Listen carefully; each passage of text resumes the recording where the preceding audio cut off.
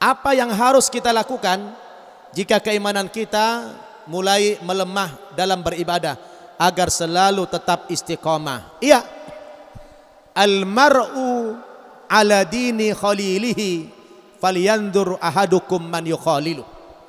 Seseorang itu, kata Nabi, sangat bergantung agama temannya, agama sahabatnya. Maka hendaklah kamu memperhatikan kepada siapa kamu berteman. Jadi kalau ibu atau bapak lagi lemah iman, cara menaikkan iman kita gimana? Bertemanlah dengan orang yang ahli ibadah. Berteman dengan orang soleh. Telepon dia, Ustadz, di mana Ustadz? Lagi di Masjid Taqwa Bu, atau Pak, oh, boleh saya datang ke sana? Boleh. Sharing. Itu efektif menaikkan iman. Ya.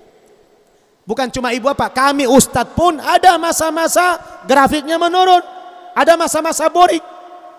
Al-imanu yazidu wa yanqus. Iman itu kadang-kadang naik, kadang-kadang turun. Nah, maka caranya itu mintalah nasihat dari temannya atau dari siapa. Berteman aja, bergaul dengan orang-orang yang ahli ibadah. Insya Allah istiqomah nanti. Dan itu rajin baca Al-Quran, ya, rajin berzikir, insya Allah dia akan istiqomah nanti, ya. Pokoknya itu istiqomah itu adalah visi kita, betul? Jadi kita ini supaya bisa istiqomah harus sering-sering berteman dengan orang yang baik, orang-orang yang soleh.